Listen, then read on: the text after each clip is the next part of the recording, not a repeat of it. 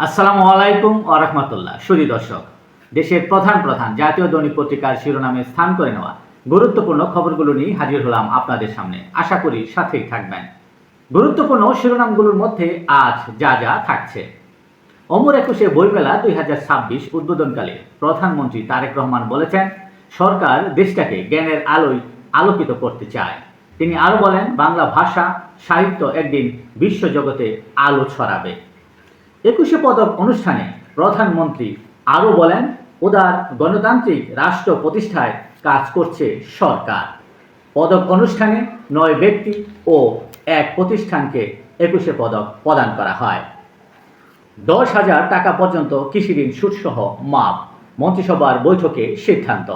বিএনপির নির্বাচনী ইশতেহারে এই অঙ্গীকার ছিল। শাস্তি না হওয়ায় বাংলাদেশ ব্যাংকে বারবার বিশৃঙ্খলা।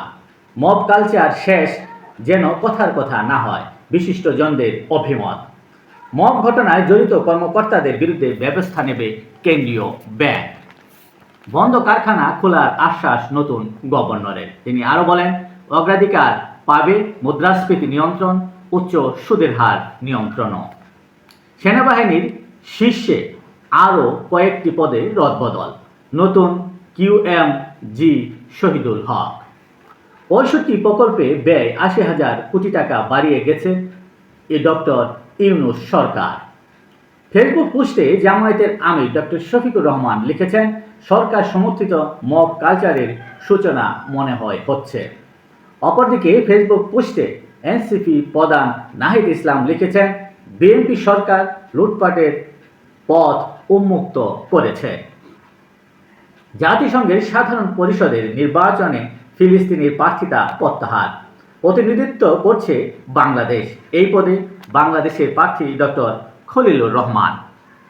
76,000 কোটি টাকা বকেয়া লোকসান বিদ্যুৎ বিভাগের মাথায় তথা বিদ্যুৎ বিভাগের কাঁধে। গণভোটের ফলাফলে সংশোধনী ইসির।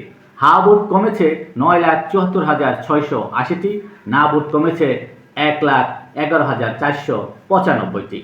দেশের প্রধান প্রধান জাতীয় দৈনিক পত্রিকার শিরোনামে স্থান করে নেওয়া আন্তর্জাতিক খবরগুলোর মধ্যে আজ যা যা থাকছে: গাজায় গণহত্যায় জড়িত কোম্পানিতে কেমব্রিজের বিপুল বিনিয়োগ।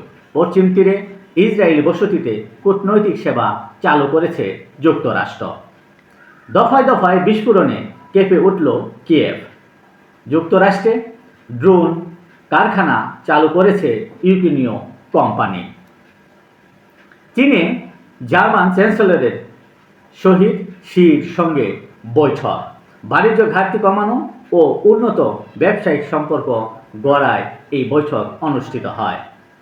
যুক্তরাষ্ট্রকে পারমাণবিক শক্তির প্রতি সম্মান দেখাতে হবে বলে মন্তব্য করেছেন উত্তর কোরীয় প্রধান কিম জং উন। ইরানে জাপানের রাষ্ট্রীয় সম্প্রচার মাধ্যমের আঞ্চলিক প্রধান গ্রেফতার। 2025 সালে রেকর্ড 129 সাংবাদিক নিহত। 2/3 সাংবাদিক নিহতের জন্য দায়ী ইসরায়েল। এই ছিল দেশের প্রধান প্রধান জাতীয় দৈনিক পত্রিকার শিরোনামে স্থান করে নেওয়া গুরুত্বপূর্ণ খবরগুলো জানিয়ে এতক্ষণ আপনাদের মাঝে উপস্থিত ছিলাম।